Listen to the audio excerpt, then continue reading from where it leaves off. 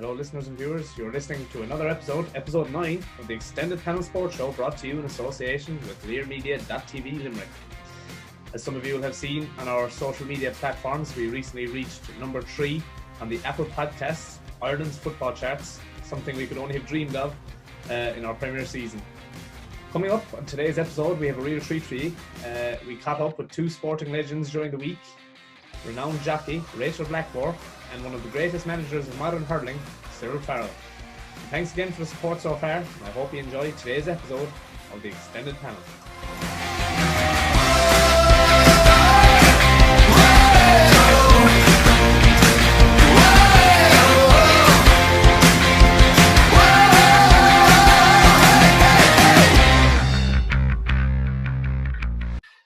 Okay, so welcome back to another episode of the Extended Panel.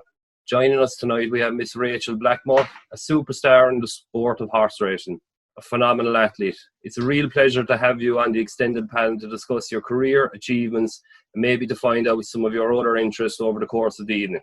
So, Rachel, now that things are slowly returning to normal in society, how have things been for you over the last 3 months? Well, firstly, thanks for having me on. It's great to be on and good to talk to you. So I suppose for the last 3 months, I have been still ticking away at riding out. Horses still have to be exercised and that kind of thing. So we were still riding out a couple of days a week, and I was going home to my home place in Tipperary. That's where I'm from, Killinall, and doing kind of maintenance work outside in the yards at home and stuff. So that's kind of how I kept myself occupied. Very good. So you were busy. So during the lockdown period, you weren't struggling for things to do, which is a great complaint from someone, to be honest. So you just mentioned it there. You're from Killinall. Could you just tell us a little bit about your time growing up there?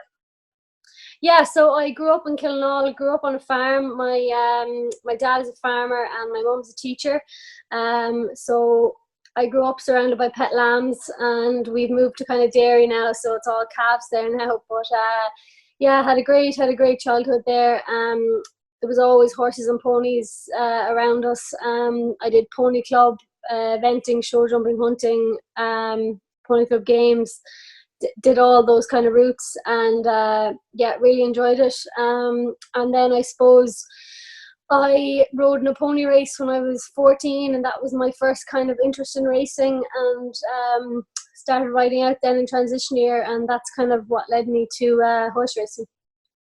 Very good. And I suppose that leads me on to my next kind of question for you, that you went on to study equine science at the University of Limerick. So obviously you were hugely passionate about horses at an early stage going into that. But would you say that it was during this time, during your studies, that a professional jockey was the career that you wanted to go down? Or is that something that evolved earlier from your interest with ponies and riding and things like that? No, so to be honest, my ambition in school was always to be a vet. But then I learned pretty quickly that my academic achievements weren't really going to allow that to happen. So I went to Dublin. First of all, I studied science, kept failing maths, so that diverted me down to Limerick, where I did equine science, as you said. And throughout those years, I was riding away as an amateur all the time. And when I finished in Limerick, then I was kind of at a crossroads, I suppose. My amateur career wasn't really a career, wasn't really going anywhere, and I still wanted to ride, but I was a bit lost, to be honest. And then the man I was working for at the time, Shark Hanlon, said to me, "Why don't you try turning professional?" And I did, mainly because my weight was so good. So I would have been able to ride at all the lighter weights and claim off those weights. And I had a lot of experience riding over jumps and point of points, so that was a big help. And it was kind of something that I had nothing to lose by doing it, so I gave it a try, and it's worked out. It certainly has, that's for sure, because I suppose since 2015, when you did turn professional, you've achieved an amazing total of over 90 wins. Again, you had another winner today. I was keeping an eye on it, and you were also the first female to win the Conditional Riders Championship in 2017, which is an amazing feat. I suppose on that, do you think you get the time to enjoy those achievements, or is the busy schedule kind of dictating the celebrations and you kind of have to move on very quickly and wait till the end of the season? And during those memorable wins, I suppose, what was the standout moment for you during those? Yeah, so jumps racing is funny, as in one season runs into the next. Our season finishes at the Punchestown Festival at the end of May, and that just runs straight into the summer festivals, so, and the summer racing. So this year, I suppose, is the first year where we had a kind of a chunk of time to kind of reflect on everything that happened. And yeah, look, it's been very good to me racing. Obviously, my Cheltenham winners are bang up there. Well, actually, they are there. That's what it's all about. Is riding winners in Cheltenham, and I'm very lucky to have ridden 3. Yeah, you just mentioned it there, and your first winner at Cheltenham was a plus third. And at this year's festival, you claimed your hat trick of wins, as you said, with Manila Indo and Honeysuckle Storm into victory. Like, for a female jockey, like, I suppose, to win over fences at Cheltenham, it's an astonishing achievement, and fair play to you 100%. But what is it like to be coming down those final furlongs with the Cheltenham crowd roaring? Or is it a case of you're trying to block it out and staying focused, or does anything come into mind? Yeah, you can definitely hear the crowd. You can hear the crowd when you're even going around. It's very special in that way, and there's a massive amount of atmosphere in Cheltenham. But it's kind of where every jump jockey wants to be, and I've had some fantastic opportunities there. I've got to ride some very good horses there, and I'm just very grateful that some of them have won. Good, yeah, brilliant. It's great watching at that Cheltenham Festival. And look, with racing now behind doors, Rachel, like, how strange has that been? Like, or do you feel there's an element of that the pressure has been taken off a bit in comparison to listening to the spectators, which we just discussed there at Cheltenham? Yeah, I suppose for us now in the summer, we haven't ridden at any festivals yet. So obviously this weekend in the Curragh, it's going to be a lot different. It's going to be a lot different behind closed doors. But when you're out there and you're riding in the actual race, nothing really is different. So obviously there's massive protocols that we have to go through now to go racing. We have to go through health screening, temperature checks. Everyone has to be logged in. We're wearing face masks. Everyone is spread out in the weigh room now. They're using different buildings on course for jockeys to change in, and there's a massive amount of effort that has gone into keeping everyone safe, and it seems to be working really well at the moment, and everyone is doing their bit. Very different racing circumstances now, that's for sure. And I suppose for myself, Rachel, as a spectator, and I'm sure for many other fans, that I often say to myself, like horse racing is a seriously tough industry from both a mental and a physical outlook. Like, obviously the risk is clear from an injury perspective, but from a psychological aspect, how do you prepare from a race? And sometimes, like, you could be involved in several races on any given day. Like, is the preparation always the same for each race, or do you have different tactics? Do you change things a bit, or going into them? Yeah, like, obviously there's going to be a lot more pressure for the more high profile races and so on when you're riding something in those that has a good chance. For me personally, I just try not to get too wrapped up in that. Just try and approach it like you would any other race, and try and keep things simple, and not get too wrapped up in the occasion, I suppose, is one of the things I try and do. So with both that physical and mental then requirements within the sport, could you give us an insight into the training that you have to go through to be able to perform at the highest level? Like, do you work with personal trainers, nutritionists, sports psychologists, and does this differ then during the off season for you?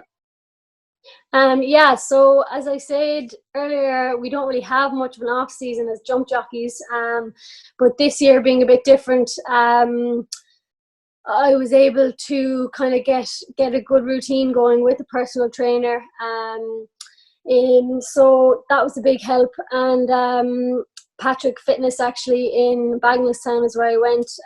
Worked with JP there, and he was very helpful to help me get back fit again, because obviously during lockdown, like, we weren't doing any racing, so race fitness was gone.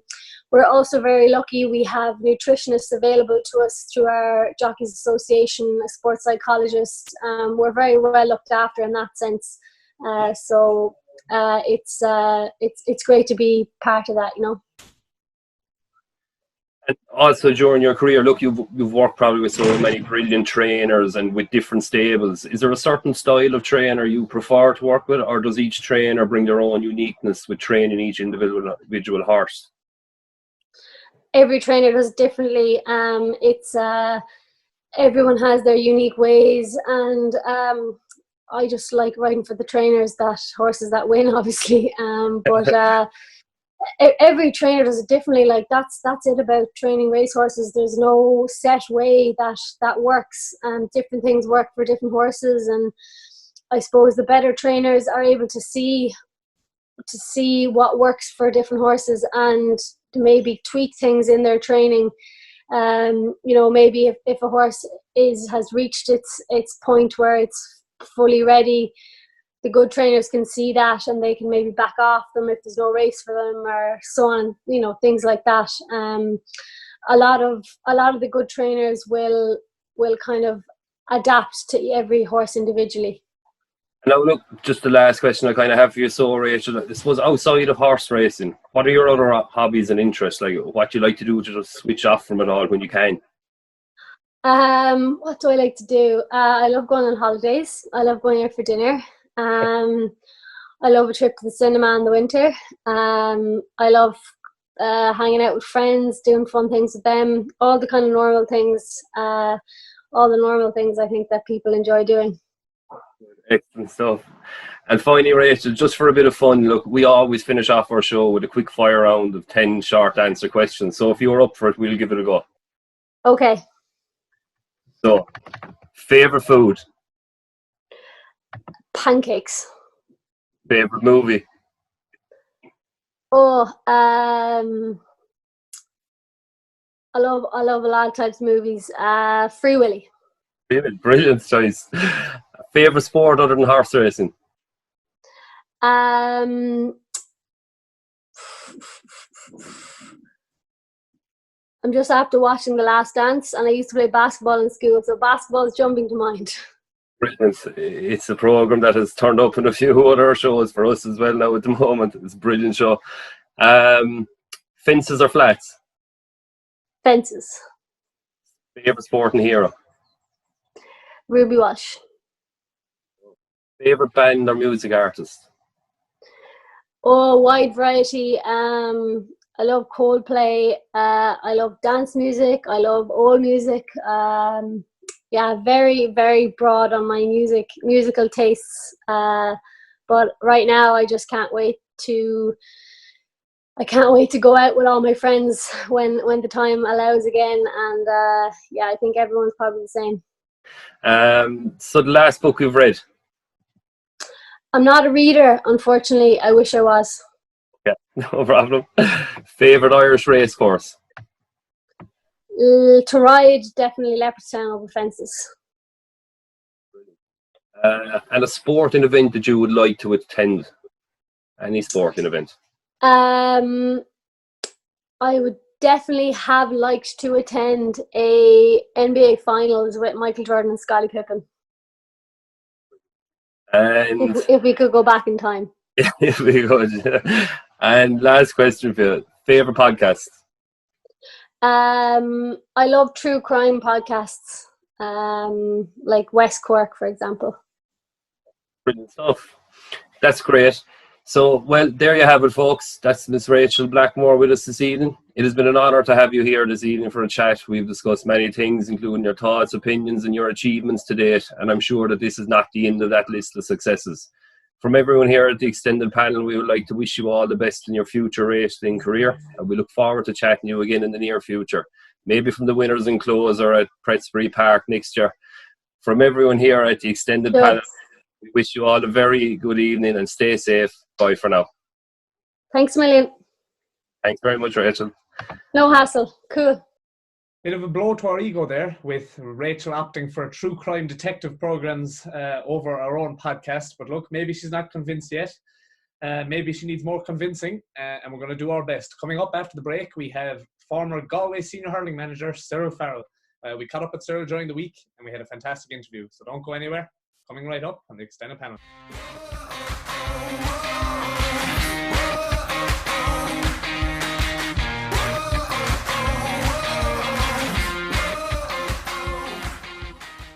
Hello everyone, and you're all very welcome to another edition of the Extended Panel. On this morning's show, we're going to preview the GAA Hurling Championship for 2020. Yes, ladies and gentlemen, since the GAA's announcements of fixtures and competitions restructuring, we have a hurling championship to look forward to this year, and what a championship it promises to be. Some cracking games since the draws were made in Leinster and Munster. Joining me today, I have former All-Ireland hurling winning manager with Galway and Sunday game analyst Cyril Farrell. Cyril, you're very welcome to the show. How are things? Sure, can't complain. It's great that the hurling is coming back, and even in the club scene, it's fantastic to see the pitches being covered again, young lads training, and that's what the pitches are for. And hopefully things will hold up, and we'll have hurling club soon enough and inter-county a bit later on in the year. Yeah, absolutely. It must be great to get down to the pitch in Tommy Larkins again, and just to get the young lads out and get to see your own senior team in action. Oh yeah, they're back training there, and the senior team, would you believe it, junior team is back as well. Even the junior C team, the minor, they're all have challenge games arranged, and it's great to see the cars piling into the pitch again. And everyone they're observing the rules, but it's still good to see a bit of activity because I suppose we're going to have to learn how to live with this virus. We can't just keep closed down the whole time. Absolutely, and 71 since she last won the senior championship there, Cyril.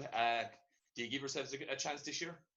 If we get on a run, we could be very dangerous. We have a nice team. You see, first of all, there's no one gone away to America or Australia, and we have a lot of immigration the past few years, but at this present bunch are in college, and usually a lot of them tip off for the summer to America, but this year they're all at home. It's a big plus for a small rural club. And if we get a run, if we get over the first one, we'd fancy ourselves because we'd have nice hurlers. Now, the feeling of the county would be that we're too nice, you know what I mean? Nice, kind of dandy hurlers. But they're coming of age now, they should be able to stand up. They'll be there, hope. Now, they wouldn't be the favourites, but I think they'll give a good account of themselves. Yeah, it'd be great if you could kick on from winning under 21 there at Christmas. Yeah, that was even a boost in itself, because a lot of them were still training. Now, there wouldn't be 2 or 3 of them on the team, but it's still a boost to the club because all these lads are mad to get on. Now, they may not all be good enough to get on, but they'll be pressing the other fellas to places, and the training is going well. But you're in a tough group there. You have Lochray, you have Teen Abbott and Ira, you have Capitagan who've been in the last 2 semi-finals. And that all them teams, Jimmy, would think that they're capable of beating one another, which might happen. But if you started to win, you could get on a roll. I believe if we win, we'll kind of go through the group. After saying that, if we lose the first one, it could be the other way around, Well, the very best luck, sir, with the club this year. Also joining me this morning is resident extended panel colleague and good friend of mine, Wayne Power. Wayne, how are things down in Waterford? Thanks, Jimmy. Things are very good down here. Yeah, looking forward to the club championship, like Cyril and yourself were discussing, and the All-Ireland championship starting up again. Great to have Cyril here this morning to discuss it with us and give his thoughts on the upcoming games as well. Fantastic. And you're training way in St. Catherine's in Cork. How are preparations coming along since you've got back? Yeah, things are going well. I think, just like Cyril was saying, everybody's kind of just glad to be back out in the field and everybody having a puck around in a few challenge games and things like that. Training is kind of going well in the camp at the moment, so we're kind of looking forward to a couple of challenge games, and they went well, and a lot of fellas are getting their opportunity now to put up the hand, and everybody's kind of fully recovered after a bit of a lockdown. So it's great to be back out, and looking forward to now in Cork as well. Absolutely, as we are in Kilkenny as well. I suppose, sir, when we look at the situation that it is over the last few months and the restructuring of the Inter-County Senior Hurling Championship, because we have a winter championship this year in 2020, do you expect to see a different winner this year, or will the cream always rise to the top? No matter what conditions, the best teams will always make the Ireland semi-finals and final. Yeah, I really believe it does. Jimmy, you'd have this thing, lads, saying that the wet day will suit the strong players or not suit the skillful players. And to me, that's a load of bunkum, because the skillful guy is still going to, first touch is what it's all about. He'll still be good. Now, look, it will be different in the sense that the weather won't be as good, but where the matches will be played, Jimmy, the pitches will be good. Like it won't be home or away like they'll be, say, maybe in Thurles or in, say, Croke Park. Like, as you know, like a wet evening in Croke Park will actually make the ground faster rather than slower. But like, I was kind of hoping that this year's championship, just for once again, would be straight knockout, because I the lads I don't go with you and say, lads, you don't know how lucky you are. Because like, well, up to this, you get a second chance, but the round robin, you could lose 2 or 3 times to win the All-Ireland, whereas a straight knockout, you look at the football this year, like just imagine Tyrone and Donegal first round, someone gone, Kerry and Cork, like it'd be savage games. I'm not saying the games in the hurling would be easy, but when you get a second chance, you're still training, you're recuperating again, say on Monday morning, you're back training Tuesday evening. So like, it's a different ballgame. It's going to be a great championship because, like, as Wayne referred to today, all the boys are looking forward to being back. Like when you're used to kind of competing, no matter what level, Clover County, the next year you're locked down. It's only then you realise how lucky you are that you have the health and say the vitality to go out and hurl. Let it be good or bad. You realise how great it is to be out in the fresh air, because you take a lot of things for granted. But when you're closed down for a few months, you begin to realise how important, we'll call them, the little things are. In actual fact, the little things maybe are the big things in life that we never took time to look at. Absolutely. Well said, Cyril. And Cyril, like you spoke there about, the knockout championship. When you were Galway manager with the minors, with the 21s, and with the seniors, you had to prepare for knockout championship, because if you lost that game, you were gone. Jimmy, it didn't matter who you were playing. Every game was an All-Ireland final. If you were beaten, say, a point in say, first Sunday in August, you were gone to the following August, and you'd have thousands telling you how to do it in the meantime. Whereas now, like, if you're beaten, you get a second and third chance. You know what I mean? That's the way it was. It was, the be lads saying, sure, he knows nothing. Get rid of him. You see, now managers get a better chance to build, and there's more tolerance. That time should be changing every year because you weren't going to win. It's very hard. In our situation, we'd be playing, say, the All-Ireland B winners, and with all due respect, you'd be expected to beat them well. But whether to be Westmeath or Kildare or London, they'd have 4 or 5 games won, and they'd put you good and stretched until a certain, stage in the game. Now, then you go on to play the Munster or Leinster winners, and you'd have to be very right. And if I pick it at that time, if I pick them, say, from training, which you would be, in Athenry, let's say challenge games, mainly games won ourselves, in-house games would be tough.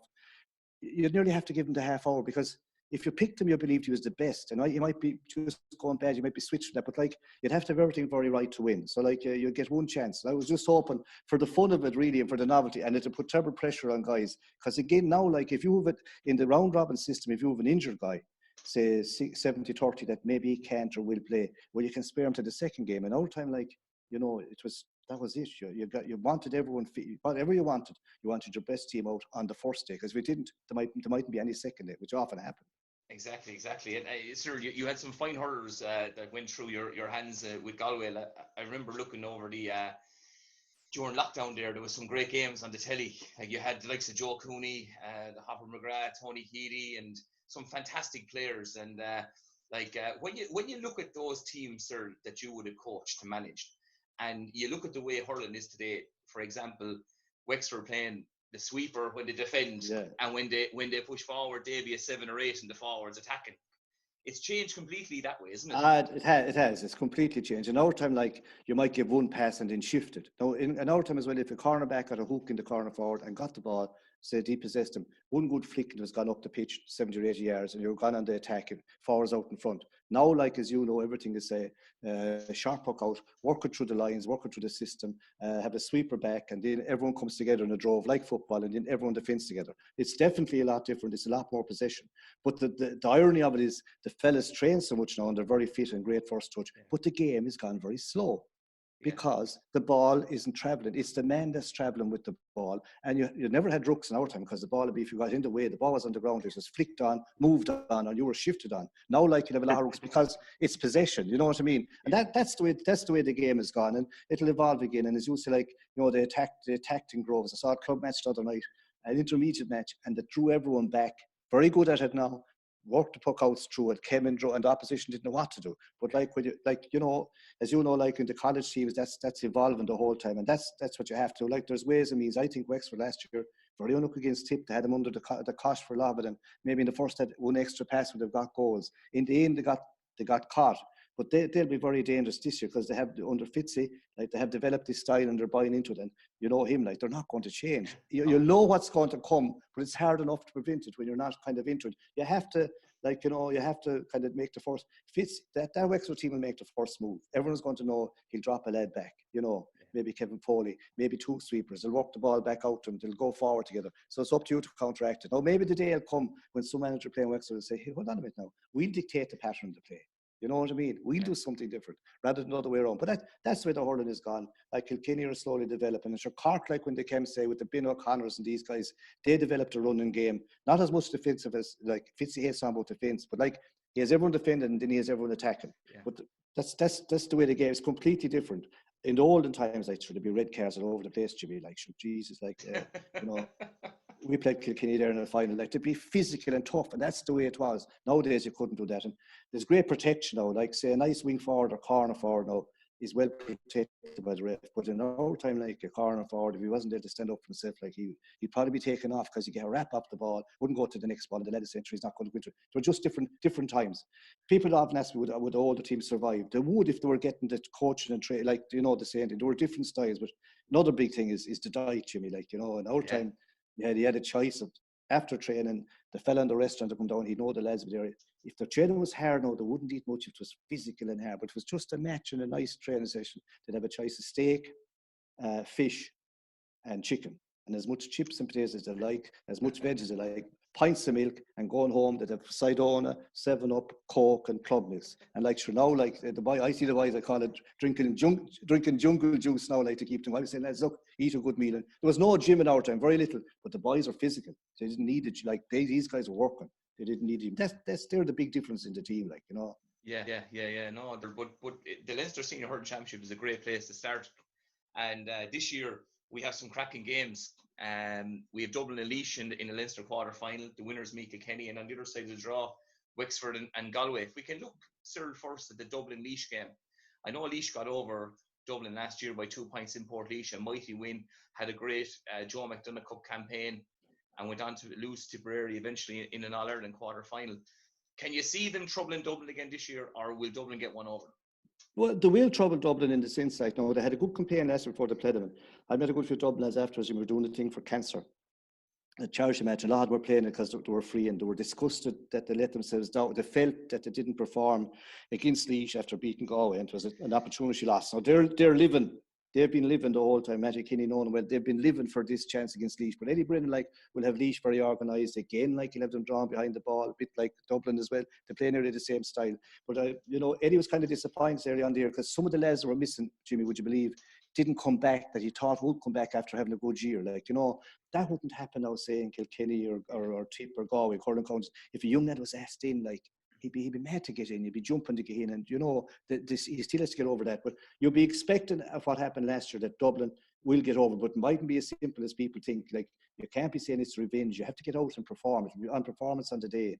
Like, talking to Matty Kinney over the winter, like he was saying, we just didn't perform. It's our own fault, but they have been living for this game, and it gives them get over that. They have Kilkenny, but it's a nice step. Whoever gets over it's a stepping stone. And if Dublin do get over it, they will rattle Kilkenny because, again, he'd be very much, Matty Kinney and the great Kinney will be very much into kind of the tactics and the coaching, whereas Brian Cody would be into, but he'd believe in his put out the 15 lads, like, you know, and Brian it off and say, they'd be often a coach and saying, you know, the good ball into the forwards, a low ball or crossfield ball and low trajectory. He'd be saying there's only one bad ball, and that's the ball that doesn't come. In other words, like, a forward should be able to fight for it. No matter what way goes in there, he should be able to win it or fight for it anyway. Like, but if they're expecting everything nice, that won't happen. So, like, whoever comes out of that will be nice. But Kilkenny, to me, this year, Jimmy, are way stronger than last year. I think Brian performed a miracle last year with getting that Kilkenny team to an Ireland final because they're only developing a lot of new fellas in it, and they're under the radar this year. He's stronger this year. He knows what he has. I can see they're going to be, to me, they'll be in the Leinster final again coming in from that side. And we'd say with your own side of the draw, Leinster, you have Shane O'Neill over Galway, and as we said, Fitzy over Wexford. That will be one serious game. Who would you fancy there, sir? Well, fitness-wise, there's no doubt to me that Wexford will be a lot fitter. You know what I mean? They're a few years down the road, and like, you know, Fitzy, he'll have them driven early on. And I saw the Galway train early on, and it was nice, but you'd know early on in the league it was geared for later on in the championship, which in the last two league games were starting to come right. And it was very hard just to come in and get them going. And they were kind of going lovely when the break came, which probably didn't suit at the time. Now, Galway would have nice hurlers, but they will not like the system that Fitzy will play because You know, and I know what he's going to do. Like, he mightn't like what the word sweeper, but he'll have more defenders back than usual. He'll have everyone back, and he'll even let the Galway cornerback have the ball and let him work out what to do. And then they'll all come in droves. Wexford would be fancy. Galway, to me, would still have the better hurlers, but whether they'll be like, it's going to be a minefield, and there'll be hard rattle. It's going to be men's word. There'll be no surprise now to me if Wexford beat Galway there, because Galway still, you know, they have the same team. Galway have the pieces, Jimmy, if they can put it together, kind of fixed like a jigsaw. Whereas I think Wexford kind of, if there's no one injured, they know their team. Now, a lot will depend if Dahi Buck is back. He kind of got a little injuries back in the game. But if he, you know, if we need everyone back, but it'll be a mighty battle. Now, my heart would love Galway to win, but I just had the feeling like that is Wexford, you know, Wexford turn, and it won't upset Galway going around the other way, because if they get a run, if Galway start getting a run, they'll be capable of improving a ton with each match. Like, they got caught last year, but like, it was only when it was all over last year that they realised that they could afford to have, say, get hammered by Kilkenny, put out a second team against Kilkenny in Nolan Park, have everyone ready for the Dublin game in Parnell Park and win it, and they were through. They weren't thinking that way. Whereas I say, if it was on this year, if the round robin was on this year, they'd be kind of thinking a bit different. Like, we don't mind how we qualify. Number 3 is as good as number 1 to them if they can get through, you know. But to me now, it could wind up to a Kilkenny-Wexford final. Kilkenny-Wexford final, very good. And Sir, we'd say, I agree with you in terms of the back door. I think the back door and the qualifier system this year would suit Galway. It'd give them I think they could gather a bit of momentum there, Cyril, in trouble teams down the line. Oh yeah, if they got one, yeah, they'd be very dangerous, because they have, like, some of the hurlers, Jimmy, like, as you know, they're good hurlers, and they have lads like they have one. Not saying they're going to be, you know, come overnight, but they're thereabouts, under 21s, minors. They're all back in on the panel, and they're fighting for positions, and they have got the quality. And if they got a run, anything could happen. You know what I mean? And it wouldn't. The Galway public wouldn't mind if they qualified. If you know what I mean, just to qualify, whichever way to be. Because last year was a shock to the system not to qualify, but that can happen. You know. Absolutely. I remember being in Wexford Park last year, and, like, you know, you were following the game in Parnell Park, and, like, for a moment there, it was either Kilkenny could have been gone, Wexford could have been gone, and eventually Galway lost out in the end. But it was a seriously competitive Leinster Championship last year. So Cyril, you're saying Wexford versus Kilkenny, 2020 Leinster final. If I push you for a winner, who are you going for?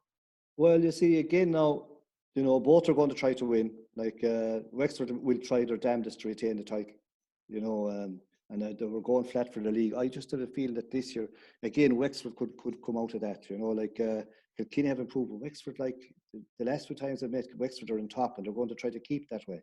And knowing Davy, like, he you know, he mightn't be much longer there. Like, and this could be a very big year for him. And even the COVID knocked him off track, but you'll find it. You know, he'll have more. You're going to find, if he kind of avoid injuries, that they're going to be fitter than any other team. That's my firm belief, and they'll be ready for war, if you know what I mean. Absolutely. And look, they're in a good place. I think last year they very unlucky in that All-Ireland semi-final. On the day in the Leinster final, you know, I know that the penalty at the end was the deciding score, and it'll be a serious Leinster championship. But Cyril, you're going for Wexford, and Wayne down in Waterford. Would you agree with that? I would definitely agree. I think Davy's going to be very sore after last year's disappointment, coming so close and having such a great run with him. Like, I definitely agree with both of you, I suppose, on Galway. Though I do fancy Galway to have a right push this year. I think they'll be a bit like ourselves. We'd be very disappointed with last year, and I'd say Galway would be as well. And I'd say they'll definitely have a real say in the championship, come whatever way they kind of progress through it, really, to be fair. But I suppose if we move on to the Munster Championship now, Cyril, I suppose we've gone back to the old format, and it's going to be seriously competitive now between some of the contenders for this year's Munster and All-Ireland titles. What are your thoughts on it? I suppose just overall, firstly, before we go into the games. I would like Munster is a minefield. Like, they're all capable of beating one another. There won't be you like say you look say at say Limerick and Clare on any given day. It doesn't matter what form. Just say Limerick could be hot favourites or Clare hot favourites. It doesn't matter. On a given day, that form goes out the window between them two. You know what I mean? Out the window. And like Waterford are hurting after last year. Like, you know, the new coach in from Tip, doing a nice job. I've seen him before the Braves team with a lot of college games kind of kind of unearthing fellas, getting fellas moving, and has his own little style of play. Not much different to what was there before, but slightly different at the same time. There's not a word. The funny thing that's about this championship going in, there's not a word about Tip. Not much in the papers, not much talk about them. And they are the All-Ireland champions. Like, they must be kind of smiling. Now, they did get hammered in the Munster final.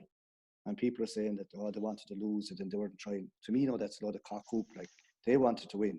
No more than the one, when they won before that, I'd be always cutting cheaty. The All-Ireland, when they got hammered by Cork, because that's the one you got hammered by Cork. And the first time I said, how will you ever F off? Like, but they came back to, see, when you win the All-Ireland, all the matches are forgotten about. Now, they lost the Munster final, hammered last year, and afterwards their supporters would have shot them, But when they win the All-Ireland, it was a kind of a master plan, and then you're great. But like, no team goes out to lose. But they're lying in the long grass, and they'll be thinking, did we get the credit for the All-Ireland? You know what I mean? Like, they were saying we're lucky against Wexford, we should have won, and we got in, Limerick hammered us. They will feel, this All-Ireland we want to win to prove that last year wasn't, not saying it wasn't a fluke, but people are just saying, Limerick were probably the better team last year and they got caught by Kilkenny. That's the general hurling feeling. So they'll be out to prove a point. And then you have Cork. Like, every year you think they're going to come. And the year that Limerick won the All-Ireland, like, Cork were up 6 points. There's a few minutes to go. And like, only say Nicky Quaid's flick, they gave hardly shot when Dina into the back of it. That game was over. So Limerick wouldn't have been the All-Ireland champions and gone what they're, like, people are saying. Like, the more when Gaul won the All-Ireland, they were saying they're a big side and they're a strong side. And the same now, they're Supermen, but it doesn't really matter in hurling. It's not being big and strong. It's all about hurling. So when you win, you kind of get a new status. Now, Limerick will be hurting, but like, Cork will feel if they get it together on a given day, they could run scores up against you. And like, probably the best hurling over the last 10 years, for the best hurling looking at from neutrals, would be the Waterford Cork matches with scores all over the place, open, flamboyant hurling. Anything can happen in that game. Waterford will fancy themselves playing Cork because they won't let them open up. You know what I mean? Limca will feel, look, lads, if we can close them down early on, don't let them open up early on, we can get on top of them. Because if they don't flow, they don't play really, Cork. And Cork, in my time, and even now, it was always nice playing against them because they never went out to stop you. Like, they believed that they were good enough to play their own hurling and win. And that suits a lot of teams, that you're allowed to play your own game. I think Waterford got to close them down early on, stay in the game and kind of beat them even with a bit of physicality. Because to me, they're a bit stronger than Cork are. Now, look, Cork, everyone says they're due a run, like, but they'd want to start soon doing it. I've seen Clare in a couple of league matches, a couple of challenge matches under Brian Lohan and Sean Tracy. They're playing that style of hurling. They're getting stuck in. You'll call it a bit of old style, nothing fancy, but by God, they're warriors and they won't look fancy. Again, they're going to make a battle for anyone. That's the way they're going to play. But I don't know have the quality to keep going to win in All Ireland. I suppose it'll be very interesting to see who comes out on the first day, I suppose, before anybody does get their kind of second chance, I suppose, with it, isn't it? So, like, I suppose if we had to push you on a win or so, Cyril, on Clare and Limerick, the league Division 1 and 1A. You'd imagine. To me, like, if Limerick get rolling, they should win it. After saying that, I saw them, it was 2 or 3 years ago in Innis, and I thought that winning the next thing, Clare rolled them out the gate back to Limerick, which quite time. But I would be on the hurling. I think Limerick are good enough to win that. And like, they'll want to win it because they're hurting after last year. And like, they still have all the players they had. I think it's funny. Paul Kinnerk coaching there with Kylie, like, as Jimmy will tell you, like, most of Kinnerk's coaching is nearly the very same as Fitzy's. The two of them nearly play the same. It'd be very funny if the two of them played, because God Almighty, you could have. Well, you'd have the goalies in. You'd have 28 players on one side of the field for 10 minutes and 28 on the side of the other. It'd be a funny game. Very low scoring game, maybe. early on, anyway. I'll tell you that. Yeah, and I suppose Limerick didn't be well fired up, I suppose, to try and reclaim their title once they meet tipped in, we'll say, in the semi-final, if that was to be the case. And to be a great one, because Tip's pride was hurt last year. Don't mind people telling you they didn't worry about it. Sure, they're worried about it. That's easy when you win. Like, if they lost the next round out, to be saying the defeat against Limerick put them back, they'll want to lay a marker against Limerick. So you'll have the All-Ireland champions playing kind of so-called pretenders to the throne. And again, that to me would be a fantastic game altogether. But like, it's a long way to a Munster final. You have whoever comes in the other side, they're going to be waiting. Like, Munster have all hard games. The only thing is you have the second chance. But what a championship would be if you had no second chance. That's where the crack would be. Like, but they're going to be great games anyway. I don't know about the crowd. I don't know what's going to happen. But lads, if this virus doesn't settle down again, like, like whatever the club championship might go ahead, but there's a fair question mark still over the inter-county team, because as the year goes on into winter, you wouldn't want it to happen. Very, very interesting, that's for sure, Cyril. So I suppose we're kind of looking at what Wexford coming out of Leinster, and I suppose you still kind of haven't given us who you're kind of thinking for coming out of Munster. Is it going to be Waterford? Is it? They could surprise anyone, like, on a given day, like they're due. I'd love to see Waterford settling on their team. I'd love to see Austin Gleeson, say, centre back, playing well like Ken. I'd love to see him in colleges, and I thought he's very good for UCD, 1 or 2 games. Ty de Burke, a full back. I would, on my teams, I'd love to settle up to pillars, up, and it's very easy if you have 2 good lads to build around. They have the lads to build around. I wouldn't be giving them peripheral roles at all. If you get Gleeson back to what he can be, you know what I mean? Like, to get him fit and tuned in, Ty de Burke the way he can hurl, they'd have enough stuff there to kind of to build around anything, and up front get all the lads kind of firing on all cylinders. But to me, probably the strongest set up in Munster, even though they're not all Ireland champions, to me the whole team would be Limerick. Just I'd see if they get a run, they're still the strongest set up, and they'll want to win every match. That's the way I'd say. I'd see Limerick coming out. I suppose, what if we were to push it in for an All-Ireland winner? Or could you even pick the 2 finalists, Stephen, or a Cyril? To be hard, like, I'd be still hoping Galway. But if you're going on the kind of the present day stuff, to me, you'd have it could be wind up a Limerick Wexford final. That could be out as much as, like, lots of guns being in injuries and all that, like, especially in Wexford, because Fitzy will play into a certain system, and he'd have the 18 or 19 fellas. But if they get into injuries, like to big players, if the Lee Chins gets injured, or Conor MacDonald, they'd be terrible losses. Whereas the other counties wouldn't be into a system, but not as much, and they wouldn't be relying kind of on everyone rather than certain individuals to do a lot. You know what I mean? Like, Limerick have a good panel, Galway would have a good panel. Like, if the 3 of us went down to Galway say when they're training, and say they picked their first team, Shane picks his first team, I can guarantee you, if you give us the second 15 and we put them out, there'd be no guarantee that the first 15 will beat the second 15, and that still doesn't mean that they're good enough. That sort of way. But there'd be no guarantee they'd win. Even with all the big names on the one side, there'd be still no guarantee that they'd win. They'd have a lot of hurlers. It's a matter of putting them together, like, Whereas I don't think Wexford would have as many, but like what they have are kind of this. If Wexford don't do it this year, like, we know they're going to do it. This is the guys, like, the setup is there for a few years and mightn't last much longer. You have to make the certain. You'll progress and you'll come to where you have to do it. And if you don't do it, then it's backwards you come. There'll definitely be a kick in Limerick, sir, won't there? After last year's semi-final, they'd be hurting over what happened with that late 65 last year. Yeah, well, I think, like, even being interviewed last year after the match against Kilkenny, I saw John Kiley being interviewed, just looked at it afterwards, and I think he was shell-shocked. Like, to me now, he shouldn't have been, because whatever you're going to get from Kilkenny, it doesn't matter what 15 Brian puts out, when the Kilkenny jersey goes on, there's one thing you're going to get. They'll die on the pitch, battling, they'll give it everything. They'll hit you hard, you'll hit him hard, they won't complain. They'll never complain, but they'll hit hard, like, and they kept kind of grind. I still think they're hurt from last year. They feel that they were caught last year. They should have known it was going to come, but they still feel that down. They are hurt, and there's no doubt about that. And everything will be geared. They'll want to go the shortest route, winter matches, and go straight through. It's actually gasser when you talk about the Munster Championship there, and I even look at the minor Munster Championship is okay. There's no back door, but it's like the same. You have the quarterfinal. I think it's the quarterfinal. Cork play Clare, but yeah, if you look at the senior hurling championship, you got Clare versus Limerick. Like, the best team, sir. If Limerick are to win All Ireland this year, like, they're going to have to win a series. Like, they'll have Clare, they'll have Tip, Cork, Waterford, maybe a semi-final again, Kilkenny or Galway, and in the final. Like, well, I put it this to you: if they win it, they are already champions. Like, they have the hardest road. There's no doubt about that.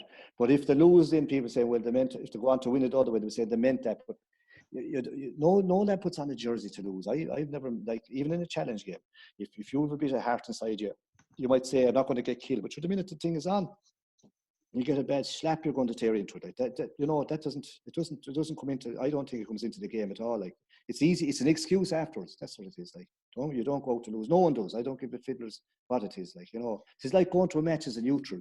Say, I often go to neutral, watch good matches, and I'd say, not for anyone. Next thing, someone will draw a bad belt in the lead and say, you're turning for the other side. No, in your head, you're going to be like that, and you'd be kind of hoping the other crowd will win, even though you'd have nothing for. You see them, It's only human nature, really. Like, So, sir, you're going for a Wexford. Well, you're hoping Wexford can come through the door this year, and you imagine they might play Limerick in the final. Wayne, if I push yourself for an All-Ireland final in December, who are we looking for? I'd be saying Limerick myself. I'd probably be tipping kind of Galway to get there too, to be honest. I don't know. I just Wayne, I hope you're right. I don't know if I'm going to be right or not, but I don't know. I think the lockdown has kind of given Galway a great opportunity to kind of really address some of the issues from last year, and I do think Joe Canyon, I think, is going to have a big impact now this year as well. To be honest, I think he's going to turn a few heads this year again, I think. Very good, very good. Like for me, I'd be looking.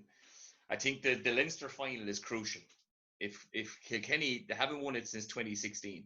If Kilkenny can beat Wexford in the Leinster final, I think Kilkenny could get to the All-Ireland then and possibly win it. Wayne, we'd say with Waterford there and under Liam Cahill and Mikey Beavens down there, like they had a promise of league campaign and you know they did well.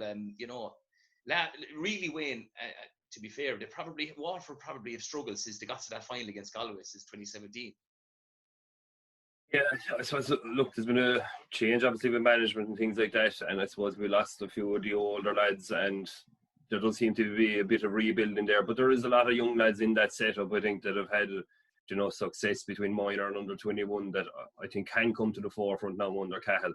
Like, he does play a very good style of hurling. He's had a lot of success with the under 20s and 21s and things like that as well, so we're kind of hoping that it's going to kind of continue from that league form you were talking about. We've tried a lot of players in that campaign as well. So I suppose it's kind of now to be kind of knowing what we're going to be settling on for that game against Cork. Like, it's going to be a very challenging one against them. Like Cyril said earlier, Waterford and Cork down through the years has been some ferocious battles. Like, and look, it's going to be the same again. I just hope Waterford can probably come out on the right side of it this time now. Tyg the Burke back is going to be a massive addition as well, kind of like for us as well. So hopefully he can hit the form that he has out of old. Like, yeah, very good, very good. Well, look, listen. So Wayne Power, your pick for the All-Ireland 2020, you're going for? Probably say Limerick in the end to beat Galway. Okay, Cyril, you've gone for Wexford to win Leinster, you've gone for Limerick to win Munster, and the All-Ireland champions 2020. Yeah, I just have the feeling that Limerick have the quality, like, you know, they're hurting so much and they want to get back so much. I know Shane Dowling is gone now, saying he was a good impact sub, but again, like, his knees went. But like Jimmy, you'd know him now from the Limerick setup as well. Like, the type of game that the Kennerkleys were playing didn't suit the types of James Dowling. You see what I mean? It's a different system. Now, in my time, I'd have him on because I'd have him say around the edge of the square somewhere, or even wing forward, big strong men there, great free taker, and great to get a goal. Now, you know, kind of a goal. Every goal is important, but really kind of important goal. And like, he's a loss because last year he came on against Kilkenny and nearly beat it. Like, you know, and he got one kind of a man. He's capable of doing that. And all these lads are losses, but like, it means I still think they have the quality to get through. And if they don't, you know what I mean? If they don't, that means they have reached the pinnacle, won an All-Ireland, say, kind of to the second year, next to the third year. It's going to be harder for them to come again because someone else will come. That's the way it is. But if they could win another one, they could go on to their team could go on to be a fantastic team, you know. Absolutely, absolutely. So Cyril is saying potentially Limerick. I'll say for Leinster, I'll go for Kilkenny. For Munster, I'll go for Limerick. And to win the All-Ireland, I'd have to say Limerick this year. I just think they just may get over the line. I think the hurt of last year might just drive them. But look, Cyril, it's been an absolute pleasure for us to have you on our show today. You've played a hugely influential role in the success of Galway hurling. You won 6 All-Irelands as manager, minor in 1983, under 21 in 78 and 96, and in the 3 senior, 1980, 87 and 88. You're the most successful Galway senior hurling manager, winning 3 All-Irelands out of the 5 that your county has won. And you're a joy to watch on the Sunday game, sir. But above all else, you're an absolute gentleman to the core. And it's been an absolute pleasure for myself to work with you in LIT, but to also have you join us on our show here today. Stay safe, sir. Keep in touch, and we'll see you over the next few weeks and months at the club games and the county matches. Pleasure's mine, boys. Best of luck, Wayne. Best of luck on all the hurling. See you, Jimmy. Thank you very much, sir. Bye, Thanks very much. Take care. Bye. Well, that just about brings this episode towards a conclusion. As always, if you're listening on Spotify or Apple Podcasts, make sure to like and subscribe. Or if you're watching on our YouTube channel, learmedia.tv, make sure to subscribe to the account and feel free to get in contact with the page. Our Instagram and Twitter is at Extended Panel, or feel free to get in contact with us at extendedpanel@gmail.com. Thanks a million to Cyril Farrell and Rachel Blackmore for 2 fantastic interviews. I hope you enjoyed today's episode as much as we did in making it. As always, thanks a million for supporting us, and we'll see you next week with a brand new episode of the Extended Panel.